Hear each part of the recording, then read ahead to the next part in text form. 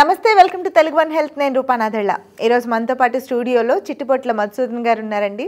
Doctor గారిని అడగమని మీరు చాలామంది కామెంట్స్ చేశారు. దానిలో వెలగపూడి సురేష్ గారు FBలో మాకు మెసేజ్ చేశారు.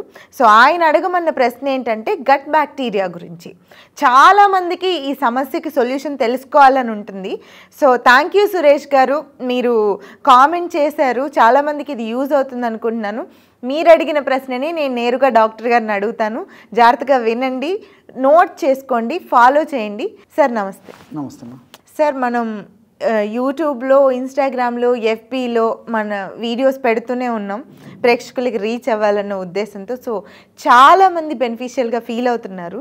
వాళ్ళ నుంచి ఇంకా డౌట్స్ చాలా వస్తున్నాయి, కానీ ఇంపార్టెంట్ కొన్ని తీసుకుంటున్నాను నేను. అన్నీ మనం డిస్కస్ చేసుకోలేం కదా ఒక ఎపిసోడ్లో. సో దానిలో భాగంగా వెలగపూడి సురేష్ అనే వ్యక్తి గట్ బ్యాక్టీరియా గురించి అడగమని మమ్మల్ని అడిగారు. సో మీరు దాని గురించి, అసలు గట్ హెల్త్ అంటే ఏంటి, గట్ అంటే ఏంటి, దీని గురించి క్లియర్గా చెప్పి, చాలామందికి తెలియదు కానీ వింటున్నాం. గట్ హెల్త్ బాగుంటే హెల్త్ బాగుంటుంది, ఇట్లా వరల్డ్ వైడ్గా చాలా మాటలు వింటున్నాం. దాని గురించి అవగాహన అయితే మాకు లేదు. మీరు క్లియర్గా ఎక్స్ప్లెయిన్ చేయండి. తప్పకుండా. మంచి గట్ బ్యాక్టీరియాతో నిండు నూరేళ్ళు ఆరోగ్య జీవితం ఎలా గడపాలో చెప్తానమ్మా. తప్పకుండా. ఇప్పుడు ఈ గట్ బ్యాక్టీరియా గురించి ప్రపంచవ్యాప్తంగా విపరీతమైనటువంటి కాన్సన్ట్రేషన్ ఏర్పడిందమ్మా. రకరకాలైన పరిశోధనల వల్ల కూడా ఈ మంచి బ్యాక్టీరియా వల్ల ఎన్ని రకాలుగా మన దేహానికి ఉపయోగపడుతుందో ఆ పరిశోధనలన్నీ తెలియజేస్తున్నాయి. కాబట్టి ఈ ప్రపంచం యొక్క దృష్టి అంతా ఆరోగ్యానికి సంబంధించిన విషయాలపైన ఈ గట్ బ్యాక్టీరియా మీద కూడా దృష్టి బాగా కేంద్రీకృతమైందమ్మా. అవును. గట్ బ్యాక్టీరియా మన దేహానికి ఆరోగ్య అనారోగ్యాలు మనలో ఉన్నటువంటి బ్యాక్టీరియాల యొక్క స్థితిగతులను బట్టి ఆధారపడి ఉంటాయమ్మా. ఇక్కడ మన దేహంలో మంచి బ్యాక్టీరియా ఉంటుంది, చెడు బ్యాక్టీరియా ఉంటుంది. మంచి బ్యాక్టీరియా ఉంటుందమ్మా, చెడు బ్యాక్టీరియా ఉంటుంది. సో మంచి బ్యాక్టీరియా ఎక్కువగా ఉండడం వల్ల మనకు అనేక రకాలైన ఉపయోగాలు, మన దేహానికి చాలా ఉపయుక్తకరమైనటువంటి పద్ధతిలో అవి మనల్ని కాపాడుతుంటాయి. చెడు బ్యాక్టీరియా ఉండడం వల్ల అనేక రకాలైన అనారోగ్యాలు, మన దేహానికి చాలా చెడుపు కూడా జరుగుతుంటుందమ్మా. సో రెండు బ్యాక్టీరియాలు ఉంటాయి. గట్ బ్యాక్టీరియా అంటే, గట్ అంటే జీర్ణ వ్యవస్థ అని స్థూలంగా చెప్పుకోవచ్చుమా. మరీ ముఖ్యంగా చెప్పుకోవాలంటే ప్రేవుల్లో ఉన్నటువంటి బ్యాక్టీరియా అని చెప్పుకోవచ్చుమా. సో ఈ ప్రేవుల్లో రెండు రకాల బ్యాక్టీరియాలు ఉంటాయి. సో మంచి బ్యాక్టీరియా ఉంటుంది, చెడు బ్యాక్టీరియా ఉంటుందమ్మా. సో ఈ మంచి బ్యాక్టీరియా బాగుండడం వల్ల గుండె జబ్బులు రాకుండా ఉంటాయి. అదేవిధంగా మెదడు మానసిక ప్రశాంతత ఉంటుంది. వెయిట్ పెరగకుండా సమస్థితిలో ఉండేదానికి అవకాశం ఏర్పడుతుంది. హార్మోన్ల అస్తవ్యస్తత రాకుండా ఉంటుంది. అదేవిధంగా షుగర్ వ్యాధి కూడా రాకుండా ఉండేదానికి అవకాశం ఉంటుంది. ఇలా వివిధ రకాలుగా మంచి బ్యాక్టీరియా ఉపయోగపడుతుందమ్మా. అదే చెడు బ్యాక్టీరియా ఉందనుకోండి, చెడు బ్యాక్టీరియా వల్ల వివిధ రకాలైన అనారోగ్యాలు కలుగుతాయి. అంటే గుండె జబ్బులు రావచ్చు, హార్మోన్ల అస్తవ్యస్తత రావచ్చు, మానసిక అశాంతికి గురయ్యేటువంటి పరిస్థితి రావచ్చు, తర్వాత వెయిట్ సంబంధించినటువంటి వెయిట్ పెరగడం ఇలాంటి సమస్యలు రావచ్చు, రక్తనాళాలకు సంబంధించినటువంటి సమస్యలు రావచ్చు, తర్వాత చెడు కొలెస్ట్రాల్ పెరిగి వాటి వల్ల వచ్చేటువంటి సమస్యలు రావచ్చు. ఇలా వివిధ రకాలైనటువంటి ఈ సమస్యలు కూడా రావచ్చు. రెండోది ఏంటంటే మెదడుకు సంబంధించినటువంటి జబ్బులమ్మా, ఈ మతిపనుకు సంబంధించినటువంటిది, ఆల్జీమర్స్ అంటుంటారు కదమ్మా, తర్వాత ఈ పార్కిన్సన్స్ సమస్య, తర్వాత ఈ పెరాలసిస్ ఇలాంటి సమస్యలు కూడా చెడు బ్యాక్టీరియా వల్ల ఎక్కువ ఉండడం వల్ల వచ్చేటువంటి అవకాశం ఉంటుంది. కాబట్టి వీటి నేపథ్యంలో ప్రపంచవ్యాప్తంగా కూడా ఈ మంచి బ్యాక్టీరియా, అసలు గట్ బ్యాక్టీరియా మీద దృష్టి కేంద్రీకరించేసి గట్ బ్యాక్టీరియా పెరిగేందుకు ఎలాంటి ఆహార పరంగా, అదేవిధంగా ఎలాంటి ఎక్సర్సైజ్ పరంగా, ఎలాంటి ఔషధాల పరంగా ఆ యొక్క గట్ బ్యాక్టీరియాను వృద్ధి చెందాలని చెప్పేసి ప్రపంచవ్యాప్తంగా మేధావుల మధ్యలో, సైంటిస్టుల మధ్యలో, డాక్టర్ల మధ్యలో మంచి ఇంట్రెస్ట్ కలిగేసేసి ఆ యొక్క వాళ్ళు ఆ ఇంట్రెస్ట్ వల్ల వాళ్ళు చేసినటువంటి పరిశోధనలు కూడా చాలా సుముఖంగా, అనుకూలంగా, ఫేవర్గా వస్తున్నాయి. కాబట్టి ప్రపంచానికి కూడా తెలియజేయడం జరుగుతుందమ్మా. కాబట్టి ఈ మంచి బ్యాక్టీరియా చాలా ఉపయుక్తకరంగా ఉంటుందమ్మా. ఈ మంచి బ్యాక్టీరియా బాగుండాలంటే పునాది ఆడవాళ్ళు, మాతృమూర్తులు, స్త్రీలమ్మా ముఖ్యంగా. సో భావి భారత పౌరులను తీర్చిదిద్దారంటే ఆడవాళ్ళు తీసుకునే జాగ్రత్తలు ఇక్కడ చాలా చాలా ముఖ్యమమ్మా. ఎందుకంటే గర్భవతుల టైం నుంచి కొన్ని రకాలైన ఆహార పదార్థాలు కానివ్వండి, కొన్ని రకాలైన ఎక్సర్సైజ్లు కానివ్వండి, ఈ పద్ధతుల ద్వారా మంచి బ్యాక్టీరియాను పెంచుకోవడం వల్ల వాళ్ళు పుట్టేటువంటి సంతతి కూడా మంచి బ్యాక్టీరియా వాళ్ళకు కూడా ఉండేసేసి జీవితకాలం అంతా కూడా వాళ్ళ పిల్లలకు కూడా ఎలాంటి అనారోగ్యాలు దరిచేయకుండా భావి భారతమైనటువంటి పౌరులుగా తీర్చిదిద్దేందుకు తల్లి పాటించేటువంటి నియమం ప్రధానంగా ఉపయోగపడుతుందమ్మా. సూపర్ సార్, చాలా మంచి విషయం, ఇంపార్టెంట్ విషయం చెప్పారు. మంచి బ్యాక్టీరియా పెంచుకోవడానికి ప్రయత్నం చేయాలమ్మా. సో గర్భవతులకు ఆ విధంగా మేలు జరిగితే, రెండవది ఏమంటే కాన్పైన తర్వాత కూడా వాళ్ళకు కూడా ఉపయోగపడుతుందమ్మా ఈ మంచి బ్యాక్టీరియా. ఈ మంచి బ్యాక్టీరియా వల్ల తల్లిపాలు బాగా సమృద్ధిగా శిశువుకు అందేందుకు అవకాశం ఏర్పడుతుందమ్మా.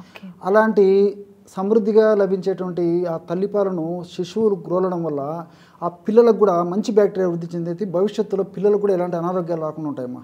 ఈ రోజుల్లో అంతుబట్టని అనేక రకాలైన జబ్బులు వస్తాయమ్మా. భవిష్యత్తులో అంటే వయసు వచ్చే కొద్ది కూడా కొంతమందికి చిన్న వయసు నుంచి మొదలవుతున్నాయి. కొన్ని పరీక్షలు కూడా అంతుబట్టనటువంటి జబ్బులు వస్తున్నాయమ్మా. సో ఇలాంటి నేపథ్యంలో మరి ఆ మాతృమూర్తులు పాటించేటువంటి ఆ జాగ్రత్తలు ఏవైతే ఉన్నాయో ఆ యొక్క మంచి బ్యాక్టీరియాను పెంచుకోవడం వల్ల వాళ్లకు మంచిది, పిల్లలకు కూడా మంచి భవిష్యత్తు ఇచ్చేటువంటి వాళ్ళు అవుతారమ్మా.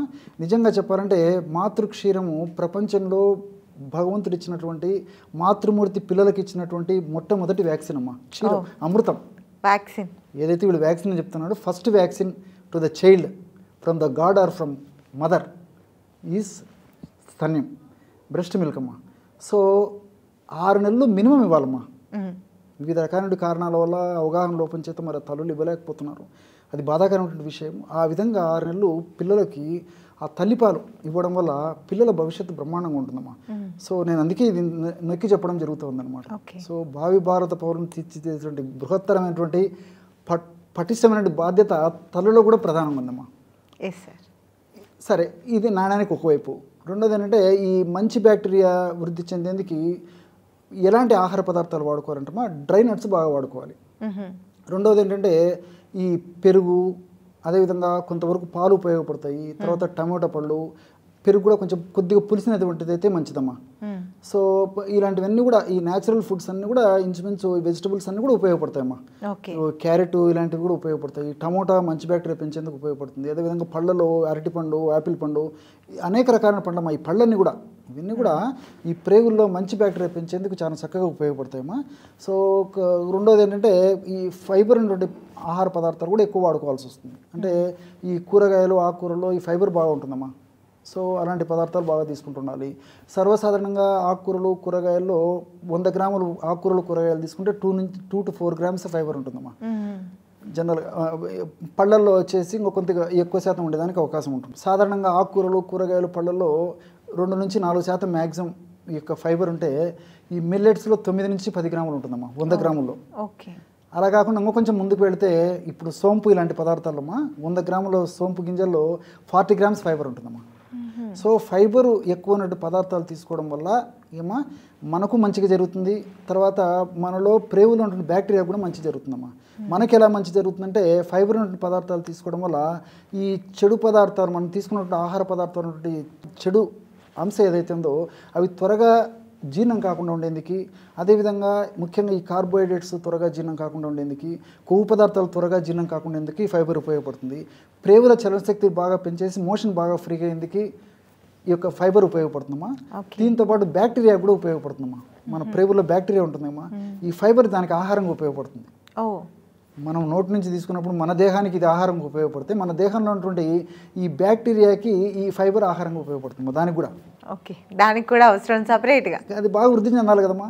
సో పరోక్షంగా బ్యాక్టీరియా కూడా బాగా ఆహారం దానికి బాగుంటుంది. బ్యాక్టీరియాలు వేల లక్షల సంఖ్యలో, కోట్ల సంఖ్యలో, మిలియన్ సంఖ్యలో పెరిగిపోతాయమ్మా. ఇవి ఎప్పుడైతే మంచి బ్యాక్టీరియా పెరిగిపోతుందో ఆటోమేటిక్గా చెడు బ్యాక్టీరియా తగ్గిపోతుంది. వాటి యొక్క ప్రభావం కూడా తగ్గిపోతుంది అనమాట. సో ఈ ఫైబర్ ఉన్నటువంటి పదార్థాలను బాగా తీసుకోవాలమ్మా.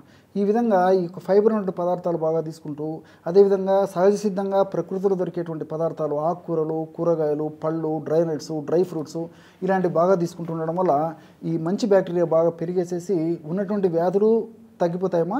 భవిష్యత్తులో నేను చెప్పినట్లు కొన్ని చెడు బ్యాక్టీరియా వల్ల కొన్ని జబ్బులు వస్తాయని చెప్పాను కదమ్మా. ఆ జబ్బులు లేకుండా ఉంటాయి. అదేవిధంగా మంచి ఆరోగ్యవంతమైనటువంటి జీవితాన్ని 100 ఏళ్ళు హాయిగా ఆనందంగా జీవించడానికి కూడా అవకాశం ఏర్పడుతుందమ్మా. దీనికి తోడు ఏం చేయాలంటే ఈ యొక్క ఆహార పదార్థాలు కానీ ఈ పద్ధతులు వాడుకుంటూ కూడా రోజు సాయంత్రం అర్లీగా ఆహారం తినడం అలవాటు చేసుకోవాలమ్మా. 6:37 ఎగ్జాక్ట్లీ అమ్మా. సో ఆ విధంగా తీసుకోవడం వల్ల కూడా బాడీ రిపేర్ క్లీనింగ్ మెకానిజం బాగా జరిగేసేసి తనకై తాను బాడీ కూడా మంచి బ్యాక్టీరియాలను ఉత్పత్తి చేసేందుకు ఉపయోగపడేసేసి మంచి బ్యాక్టీరియాను బాడీ కూడా ఉత్పత్తి చేసుకునేదానికి అవకాశం ఏర్పడుతుందమ్మా. కాబట్టి సో ఈవినింగ్ 7 మ్యాక్సిమం 7 గంటల లోపల డిన్నర్ ముగించేసేటువంటి పరిస్థితి ఉండాలి.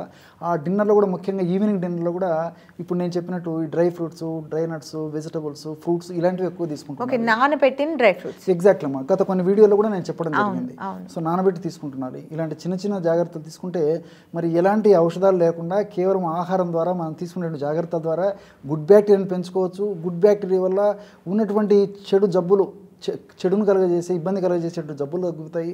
భవిష్యత్తులో ఆధునిక నాగరికత పుణ్యమా అని చెప్పేసి వచ్చేటువంటి వివిధ రకాలైన జబ్బులు రాకుండా కూడా నియంత్రణ ఉంచుకునేదానికి అవకాశం ఏర్పడుతుంది. కాబట్టి మరి ప్రపంచవ్యాప్తంగా కూడా చాలామంది దృష్టి గుడ్ బ్యాక్టీరియా మీద కేంద్రీకృతమైంది. కాబట్టి మీరు చాలా మంచి ప్రశ్న అడిగారమ్మా. మరి ఇప్పటి నుంచైనా తెలుసో తెలియకో అవగాహన లోపంతోనో ఆరోగ్య స్పృహ లేకపోవడం చేతనో కొన్ని తప్పులు మిస్టేక్స్ జరిగి సరైన ఆహారం తీసుకోలేకపోయేటువంటి పరిస్థితి చాలామందిలో ఉంటుందమ్మా. మరి ఇప్పుడైనా మన వీడియో చూసినప్పుడైనా మారితే మంచి బంగారు భవిష్యత్తు వాడు సొంతం అవుతుందమ్మా. Super sir. ఈ ప్రశ్న నాది కాదు, మంచి ప్రశ్న అన్నారు. ఇది ఆడియన్స్ నుంచి, ప్రేక్షకుల నుంచి వచ్చిన ప్రశ్న. వెలగపూడి సురేష్ గారు అడిగారు. సార్ చూశారు కదా, మీకు కావాల్సిన ఆన్సర్ దొరికిందని అనుకుంటున్నాను. Thank you so much for response. ఇలా చాలామందికి ఉన్న డౌట్స్ మీ ప్రశ్న ద్వారా నేను అడగడం, సార్ చెప్పడం ద్వారా క్లియర్ అయిపోయి ఉంటుంది. Thank you so much. ఇలాగే రెస్పాండ్ అవుతూ ఉండండి. మీ కామెంట్స్ అన్నీ కన్సిడర్ చేస్తాము. దాంట్లోంచి ప్రశ్నలు తీసుకొని డాక్టర్ గారి దగ్గర మనం సలహాలు, సూచనలు, టిప్స్ ఇవన్నీ తెలుసుకొని ఆరోగ్యాన్ని ఇంకాస్త మెరుగుపరుచుకుందాం. Thank you. Subscribe the channel.